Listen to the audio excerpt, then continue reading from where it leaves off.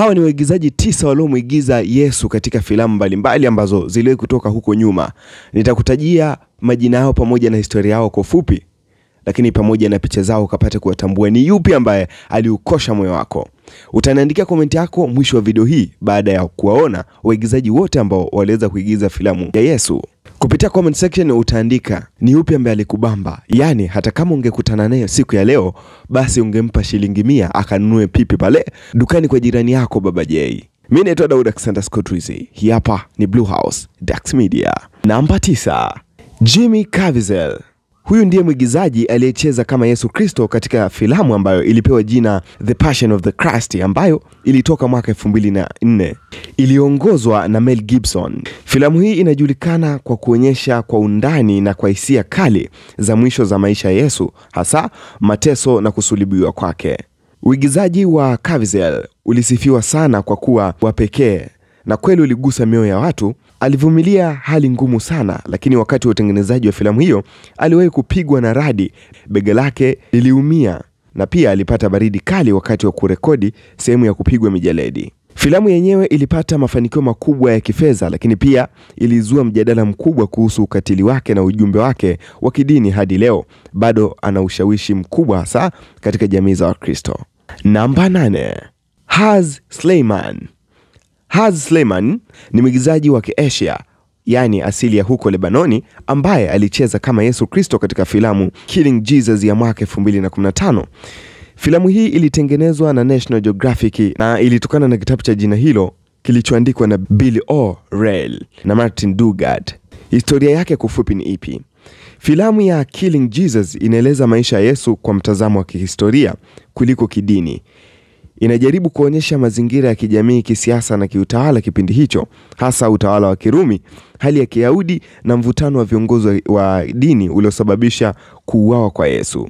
Tofauti ya filamu hii na ile filamu ya Passion of the Christ ambayo alicheza Jim, Killing Jesus haijazingatia sana miujiza na upande wa kiimani, bali imejikita zaidi kuonyesha historia, siasa na athari za mafundisho ya Yesu kwa mamlaka ya wakati huo.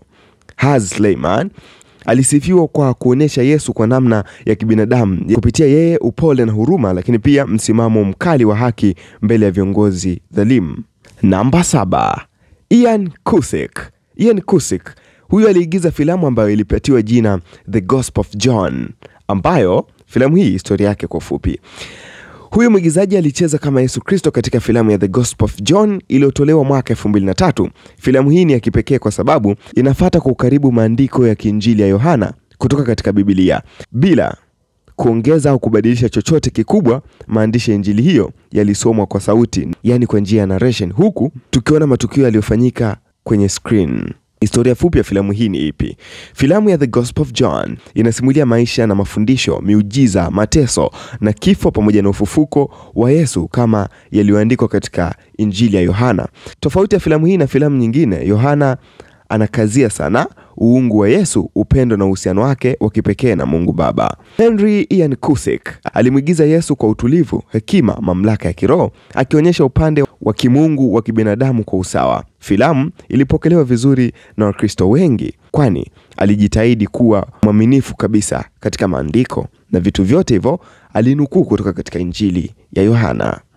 Max von Sydow.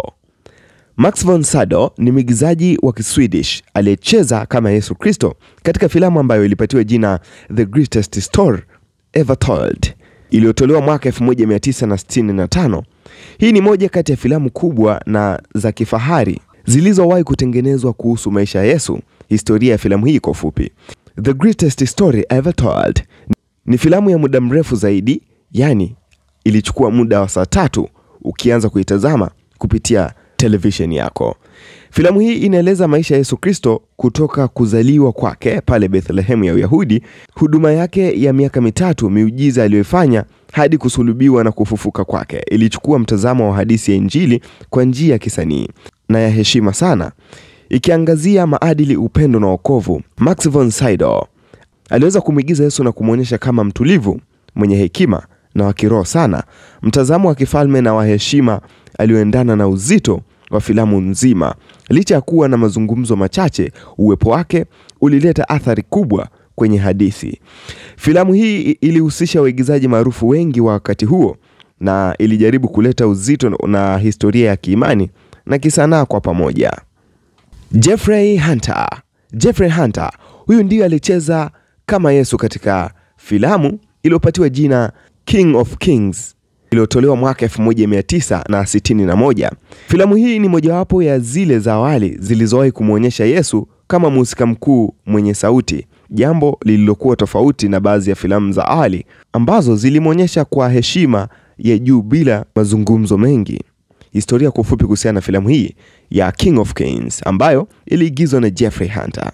King of Kings inaeleza maisha ya Yesu kuanzia kuzaliwa kwake hadi kusulubiwa na kufufuka. Filamu inajumuisha pia hali ya kisiasa ya Waisraeli chini ya utawala wa Warumi, hasa kupitia mtazamo wa Pontia Pilato na Baraba. Inaonyesha jinsi Yesu alivyoathiri siasa, dini na watu wa kawaida kupitia mafundisho yake ya upendo, msamaha na haki. Jeffrey Hunter alionekana kijana mwenye sura ya kuvutia, jambo lililoleta maoni mseto. Wengine waliona hafai kuwa Yesu kuonekana mrembo sana, lakini wengine walipenda upole na utu alioonyesha katika uigizaji wake. Filamu hii inachukuliwa kuwa ya kifahari kwa wakati wote, ikiwa na muziki mzuri wa mandhari ya kuvutia, lakini pia ilizua mjadala kuhusu jinsi ilivyomuonyesha Yesu kwa njia ya kisanii zaidi kuliko kiroho. Diogo Morgado, huyu ni mwigizaji kutokea huko Ureno, yani mwigizaji wa Kireno ambaye pia alicheza kama Yesu Kristo katika mfululizo wa filamu ambazo ilipatiwa jina The Bible Miniseries. The Bible Miniseries ilionyeshwa mwaka 2013 na kutengenezwa na Roma Downey pamoja na Mark Burnett. Mfululizo huu ulipata umaarufu mkubwa duniani kwa kuleta simulizi ya Biblia kwa njia ya kisiasa na ya kugusa mioyo. Historia kwa ufupi kuhusiana na filamu hii. The Bible ni mfululizo wa sehemu 10 unaosimulia hadithi kuu kutokana na Agano la Kale hadi Agano Jipya. Diogo Morgado anaonekana kuanzia huduma ya Yesu, miujiza yake, mafundisho, kifo chake msalabani hadi ufufuo. Morgado alisifiwa kwa uigizaji wake wa Yesu kwa huruma, upendo, mvuto na wa kiroho. Alileta picha ya Yesu mwenye huruma ya kina, aliyegusa watu wengi kwa macho na maneno yake yenye upole ndani yake. Hivyo akapewa jina la utani na watazamaji wengine kama Hot Jesus, yani sababu ya muonekano wake wa kuvutia, ingawa aliheshimu sana nafasi hiyo. Baada ya mafanikio ya mfululizo huu, sehemu ya maisha ya Yesu ilitolewa kama filamu kamili yenye jina Son of God ambayo ilitoka 2014. Ikiwa bado Diogo Morgado aliigiza kama Yesu katika filamu hiyo. Willem Dafoe aliigiza kama Yesu Kristo katika filamu ya The Last Temptation of Christ ya mwaka 1988 ambayo iliongozwa na director Martin Scorsese na kuandikwa kwa msingi na riwaya na mwandishi aliyejulikana kama Nikos Kazantzakis. Filamu hii ni moja kati ya zile zilizozua mjadala mkubwa sana katika historia ya sinema za kidini. Simulizi kuhusiana na filamu hii ni ipi? The Last Temptation of Christ haitofauti kabisa na simulizi za Biblia kama ilivyo, bali inatoa tafsiri ya kifalsafa na binadamu ya maisha ya Yesu. Inaonyesha kuwa Yesu alijitahidi kuelewa wito wake, akiwa na mashaka, hofu na hata mapambano ndani yake ya kiroho.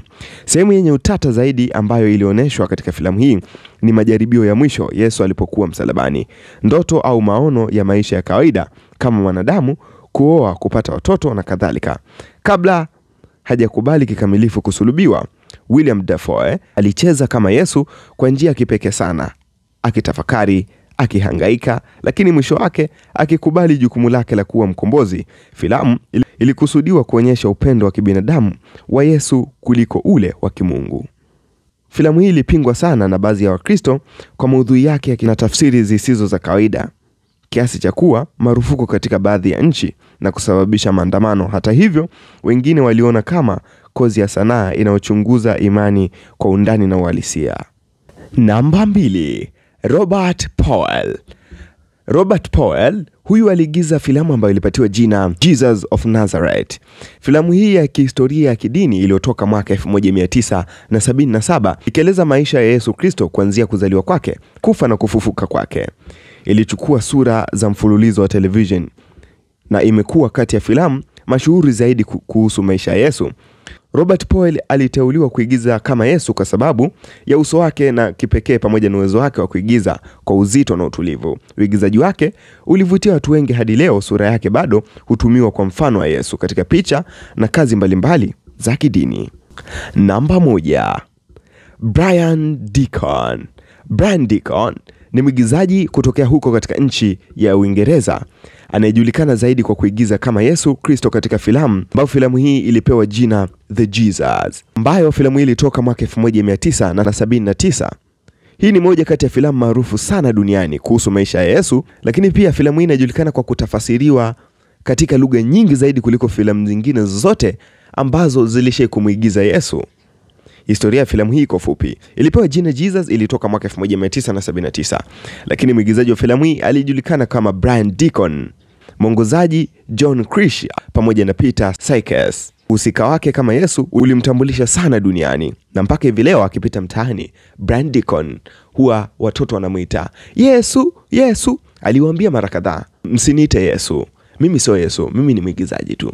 Lakini pia picha zake ndo zimesambaa kuliko picha zingine zote za waigizaji ambao walishe kuigiza filamu ya Yesu. Na huyo ndo ametufungia listi yetu ya waigizaji 9 ambao walishe kuigiza filamu ya Yesu. Je, kwa upande wako ni upi ambaye aliukonga na kukosha moyo wako? Niandikia hapa kwenye comment section. Mimi ni Daud Alexander Scott Rizzi. Hii hapa ni Dax Media. Ukisubscribe ndio utakuwa mwanafamilia yetu wa kwanza ambaye utakuwa unapata update zetu kila wakati. Asante.